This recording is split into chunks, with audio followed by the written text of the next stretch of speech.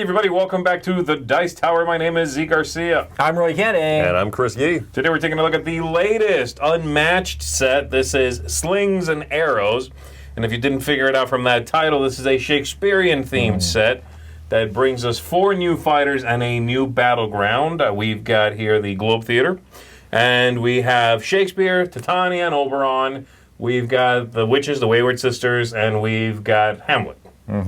We're going to be breaking down those fighters. We're not, I assume at this point, there are quite a few Unmatched sets. We're not discussing Unmatched per se. We're discussing these fighters, this battleground. Just to give you an idea if this is maybe you want to jump into, one you want to add to the collection. So let me show you those 4 fighters, show you a little bit of the arena, and we'll be right back.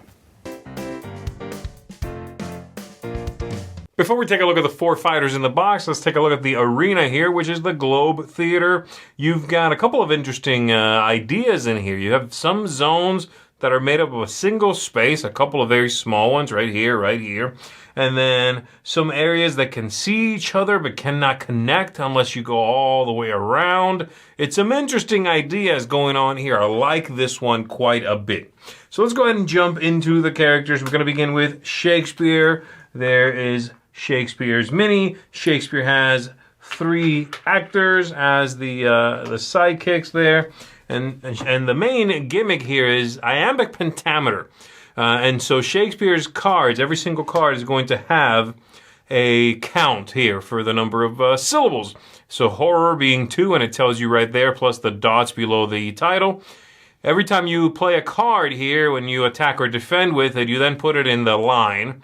And if the line hits 10 or more after that attack or defense, then you will clear that line. But if it's exactly a 10, you also trigger the ability on the last card before you clear the line. If you go above 10, you just clear them, okay? So you've got horror over here. Increase the value of this card by +1 for each horror in your line.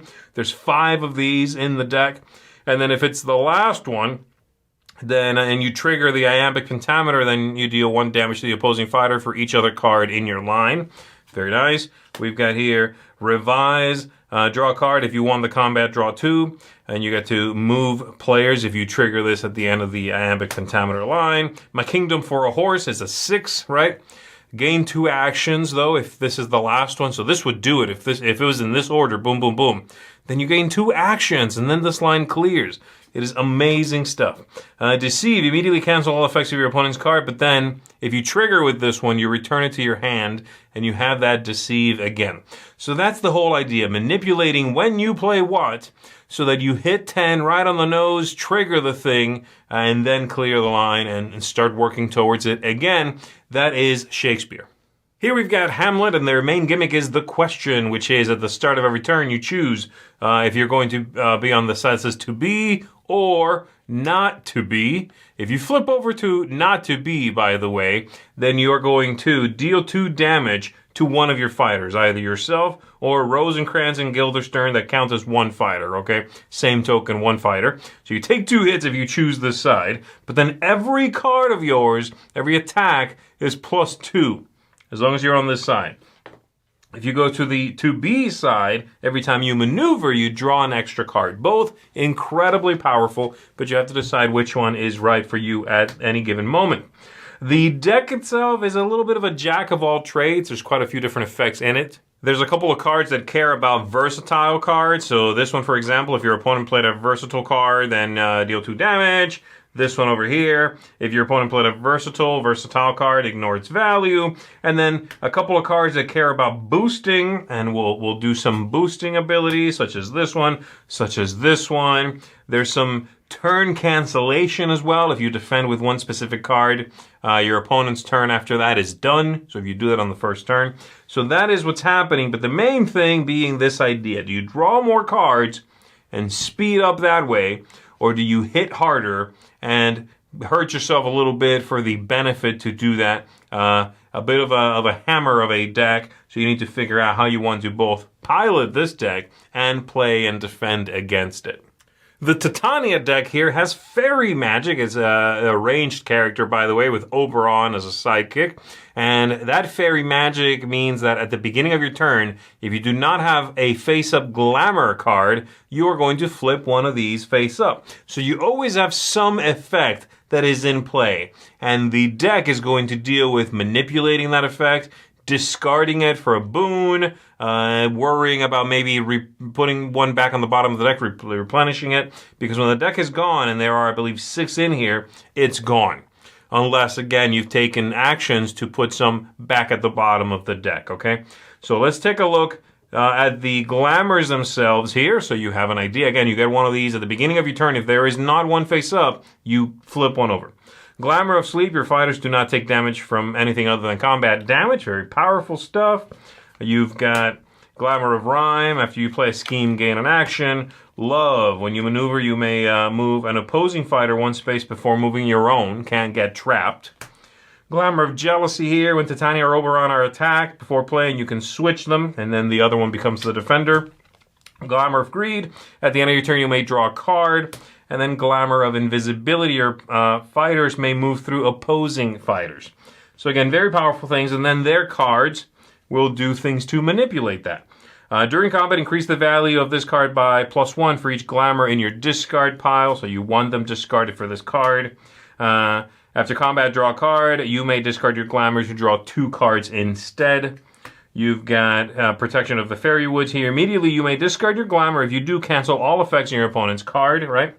You've got this one, But a Dream is a pretty cool card. Immediately cancel all effects on your opponent's card, ignore its value, and return it to your opponent's hand.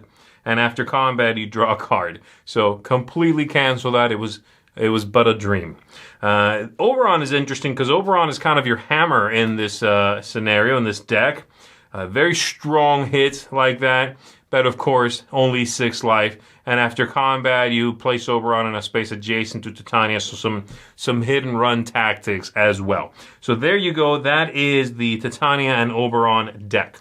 And lastly, we're taking a look at the Wayward Sisters here, who have a Bubbling Brew. This is 3 characters, all of the main characters, by the way, each one with 6 health. And you have to eliminate all 3 in order to win against them. They have this cauldron here, and the idea is every card you play goes to your cauldron instead of your discard pile. And after you attack, you could cast a spell if you have the right ingredients. And after that, then you clear everything, whether it was used or not. So these spells are here, and every card in the deck is going to have a symbol right there. You play the card, you do what it does, it goes in here, and it starts to add ingredients to your cauldron. And like I said, after your attack, you can trigger it. So this one over here needs the snake and the bat. Draw 1 card, one of your fighters recovers 1 health. Over here is the snake and the little lizard foot. Move any fighter up to 3 spaces, deal 1 damage to a fighter that shares a zone with any of your fighters, and then all 3 ingredients gain an action. So we've got cards that are going to manipulate that add ingredients, take them out of there and put them in your hand, increase the attack by the ingredients in there, and so forth. So double here. During combat, increase the value of this card by +1 for each different ingredient in the cauldron. And we've got Toil and Trouble. During combat, increase the value of this card by +1 for each different ingredient. It's the attack and the defense version of this. And of course, Fire Burn and Cauldron Bubble. Got to do these in order. Immediately return a card in the discard pile to the cauldron. You've got Prophecy here. Look at the top 4 cards. Put 2 of them in your hand. The other 2 back on your deck in any order. Very powerful card. We've got Pricking of Our Thumbs here. After combat, deal damage to the opposing fighter equal to the amount of combat damage that your fighter took. So deal that right back. Pretty good. And then some interesting stuff like this. Something Wicked This Way Comes. Cast any spell, then cast a different spell. And it specifically says, do not discard any cards from your cauldron to cast these spells. So I could draw a card, one of my fighters recovers a health, and then gain another action. Or move, and then deal some damage, you know? So interesting stuff right here, and that is the Wayward Sisters, and that's all the fighters in the box.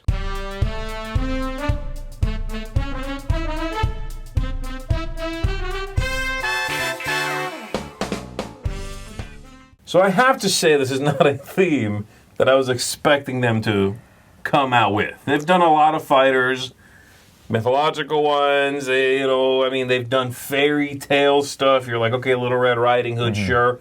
Real life people like Bruce Lee, sure. But a Shakespearean set. It's just cool to see that they are still mixing up all these different anachronistic things, and the fact that you can have all sorts of different crazy match. I mean, it makes sense. Unmatched. You've never seen these characters matched up against each other before, but you can see it matched up in this game. Yeah, it's kind of cool. Yeah, I've seen a little bit of the discourse online, but they're really scraping the bottom of the barrel. I'm like, I don't think so. Shakespeare counts as the bottom of the barrel. No, I agree. Just outside the box. It's odd. Yeah, when I saw the set, I thought, I don't know that I'm personally super excited about it, but seeing how they treat the characters and like the little, the fun quotes they pull on the cards, like all that type of stuff, a little bit into it, I'm like, yeah, I can get into this. I will say, I think it's a very thematic set. From the outside in, the first time I heard of it, I thought, okay, so they've got 3 Shakespearean plays and Shakespeare? I love it. I thought that was weird, I was like, okay, I understand Shakespeare, sure, but He's having my mind wanted to sort of be based on 4 distinct plays, not him and his 3 creations. He's having to battle his own creations. Yeah, that's what it is. That'd be like Star Wars Epic Duels having George Lucas as a character. Yeah, right, exactly. But you know what? Who cares? Again, it's all unmatched, like you said. For sure. So you throw it all in there. But playing them, I thought they were really thematic. I think all the sets have a clear hook. Like, this one does this thing. Shakespeare, iambic pentameter. Line up these things. If you hit exactly 10 syllables, something amazing happens.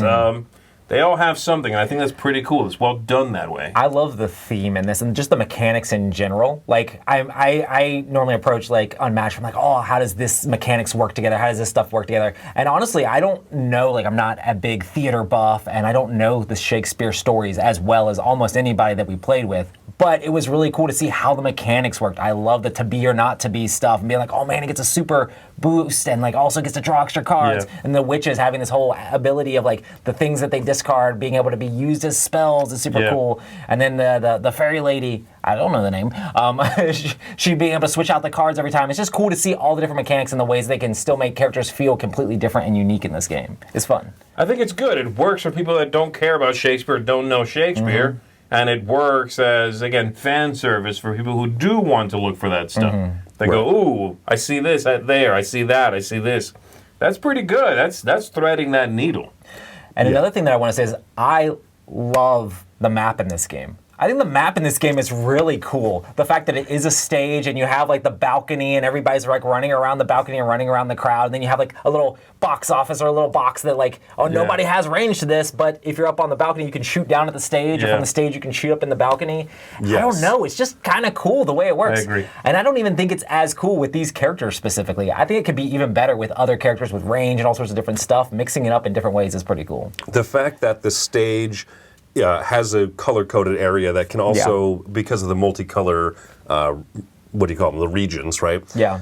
The fact that there's multicolors on the stage that are actually physically broken up from the other areas they can reach. Yeah. I felt like, I haven't seen every Unmatched map, but that felt very fresh to me. That was cool. I think this is one of the better maps I've seen in a while. I agree with you, man. It's got it's a lot of small areas. So it feels somehow both tricky and full of like corners and shadows and a little claustrophobic. Oh, for sure. Yes. And that's really neat. I like the way this plays out, I mean, you can still, go in a zone that has no line of sight to anything, and if somebody's standing next to you, they still hit you. Doesn't matter if they're ranged. But I do like that feeling of, I don't know, just playing with that. It's a good map. It's a really neat one. There's those 2 little areas on the side. I forget if it's the top or the bottom, but they're just their own color sector. Yes. And it just feels very much like a play, like, haha, I'm in the I'm hiding in the closet here. Everyone knows that. And yet it's still effective for the theatrics of it. Right. And those little touches that like add to the theme of this. Yeah. All right, so let's talk characters then. Let's talk favorites, actually. Let's just jump into favorites. What do you guys think was something that spoke to you? I think Hamlet, for me, he's a very interesting character because the fact that he seems very defensive almost. Like a lot of his cards hurt you if you're attacking him, you know? Well, he has the thing with the... and then the thing that's flipping the to be or not to be is like he can be drawing up a ton of cards. A bunch of his cards affect if, like, interact, like, after combat stuff. Right, but then also... His cards don't have really high attack values, but when you flip him, then he's +2. He's an animal, and then he's like beasting people, you know? So it's like, and he also hurts himself when that happens too. So it's like, you only have a certain amount of hit points. You have to figure out where you're going to draw that line and be able to do that. But yeah, he can be really cool. The Hamlet deck has that ambivalence thing. And anything that lets you draw cards is amazing because like having a huge hand of cards like just rules this game. He does the whole... he punishes you for using versatile cards against him. Yeah, that's cool too. That's pretty neat. You need to know that going into that fight. Right. Like, ooh, and some characters against him are going to suffer because they have a lot of ambivalent, you know, the versatile duality cards. cards. The versatile cards. Yeah, it's cool. He's an interesting one. I figured you would like Titania and Oberon because it's basically a denial/control deck. Yeah. It absolutely feels like Magic the Gathering blue deck. It is like, boom, that turn didn't happen. Take that card back. Go over there. Oberon jumps in your way and hits you for like 5 and then switches places. I like cards. I like anything that lets you draw and hit really hard. I don't know. That's why I'm going with Hamlet. So yeah, it's such an interesting control deck. It really like shuts the opponent down, moves themselves around. Those little glamours. It's cool that those change out. Yeah. And sometimes you can like make one stick around longer. It's kind of cool. They feel very magical. I think my two favorite. Well, I enjoy Titania because of that rule breaker card, that glamour. Right. It's just kind of like, hey, you want to be able to move through enemies? You can. It's unpredictable. Yes. And so it has a very magical feel where in the right moment you're like, whoop, good, I'm slippery. Like I'm getting out of this bind, this corner that I've been in. Or, as you said, you know, some of those cards allow you to switch, you know, your two characters around. Yeah. It just feels very magical. But my favorite is the Wayward Sisters, the witches, because I like that resource management when you discard cards going to the cauldron. I like anything, any little mini game in this that makes you say, this is the best card to play number-wise and effect-wise, but I'm going to consider playing a different one because I want the recipe, because I want the symbols. I think Red Writing, I know one of the earlier characters does stuff like that too, where there's other symbols on their cards. Yeah, you're collecting stuff in her basket or something? Yeah. And so with the Wayward Sisters, like having those little magic spells to be able to cast off, they make you consider which cards you're going to attack and defend with. And you can set up some really cool combos, too, where it's like, hey, I know if I put this card in my cauldron, I can get another action. So if I start adjacent to you, it's like, attack, attack, like extra action attack. Right. Like being able to hit somebody 3 times in a row can just wreck people, you know? Yes. I thought the Wayward Sisters were both the most fascinating to play, and I've played them the most, actually, and also the most infuriating to play, because they have this... They have this thing where you want the cauldron filled, but you want to empty it to use the spells. Yes. So like a bunch of their cards are like, they get better if your cauldron is filled with a bunch of crap. Yeah. But you want to empty it because you trigger spells, you know, you trigger your stuff. So I don't know. I like playing them. Again, they're the most fascinating. The ones that keep drawing me back. But I actually think I probably find them the weakest. They have this like, oh, I got caught with an empty cauldron when this card says +1 for each different thing. I got hosed. Oh, I need to have an extra action, but I don't have the stuff because I just spent it for this card last turn. So there's a duality there that I don't know. It's not my favorite, and yet they're the ones I keep playing. I'm like, okay, I gotta crack this nut. You know what I mean? It has this feeling of there is doing something that. Cool also about having 3 characters that all have a decent amount of hit points, you know, and being able to be like, oh well, this one's in here. Oh, they're getting hurt. Run back. This one's in here. You know, it's kind of like the Raptors feel. You know, so you get to have that, and you don't have to worry about just the one character dying and losing the game. You can have the 3 running around. You know. For me, that feeling you were talking about, Chris, of like, well, I need this card because I need it to be like, the bat or whatever. I actually get that from Shakespeare the most. With the pentameter. Yeah, it's this idea of, I'm at 6 in the line. I could play this other 6, but then I bust the line. Right. I'm just going to do a 4 instead. I agree. He does that really well too. It's really interesting. And because he has that extra printed effect, you're always looking at a card going, I want you last. I want you to be the one that hits 10 exactly. And that's a great feeling. Yeah, exactly. And I love the fact that he has 5 copies of a card called Horror, which I showed in the overview. And they all have different artwork. They're all slightly different. Oh, that's cool. Oh, I didn't notice. It is so stinking cool. They are like an insane piece of artwork that's different each time. It's like a skull, but this one's on fire. And this one is like has spider legs around That's it. awesome. And it's like, whoa, it's insanely They cool. do a great job with all the art and all the Unmatched sets. Yeah, the production here, the artwork, the cauldron, cardboard, the whole thing. This is it feels like a luxury box, but this is the standard edition. They knock it out of the park every time with these productions, you know. So you're getting a good battlefield, 4 interesting, distinct characters that you can play if you don't know anything about Shakespeare, but you'll get little feelings and, again, thematic ties if you do know about that. Right. It's a very well done box. For me, I'm coming down on this one at a 9. I think it is... They haven't missed in a while, I think, putting out Unmatched sets, and this is yet another one that, while I could see some people maybe not being interested because they find this stuff unengaging, this theme, you should give it a try if you are not into the literature of it or who these people are, even just for the mechanisms, to try these out and see some explored design space that is still fresh, still engaging. I think this is fantastic. So for me, 9 out of 10. I'm giving this one, for me, an 8.5. I think that, for me, none of the characters jumps out as, like, a top-tier, super fun character for me to play, but I do like the little mini-games that each provides. Yeah. And so while there's not, like, a single rock star, like for me in the co-op set, like Tesla, he immediately jumped to be like, one of my favorite characters, possibly number 1. And in this set, there's not like that single shining star, but it's a really good cadre of people that they put in there, and you mix that with a fantastic board. I'm all about it. I've played it with the Unmatched Adventures, and there's little things that I'd like to get clarifications on, like Hamlet's, his effect when a versatile card is played against him.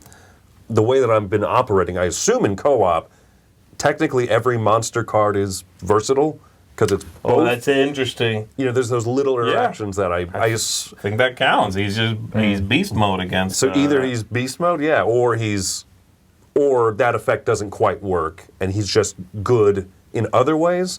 So I'd like to see little clarifications on that in the future. Yeah. But all the characters work, I think, quite well still in co-op as well as competitive. Yeah. For me, this is also going to be an 8.5. Honestly, the theme of Shakespeare isn't something that like intrigues me, but the gameplay and like the mechanics of this still make this excellent for me. And I love the map. Like I would love to take this map and play it with a bunch of the other different characters because that'll be fun to do. For sure. And I mean, these are characters you should at least give a chance. I mean, I don't know if this is one that I'm going to add to my collection specifically, but it's definitely going to be one that, like, if somebody has it, be like, oh, I love playing Hamlet. Let me grab that real quick. Let me play that guy. You know, and it'd just be fun to still mix it up. If this is the only set you had for Unmatched, you would still have a blast with it. Oh my We're into like a goodness, wealth of riches of all these amazing Unmatched sets. But yeah, really fun for me. Outstanding. 8.5. So yeah. There you go, folks. That is a seal of excellence then for Unmatched Slings and Arrows, and that's going to do it for us. Thank you very much for tuning in and checking this out with us. My name is Z Garcia. I'm Chris Yee. And I'm Roy Candy. Enjoy reading some Marlowe. Shakespeare.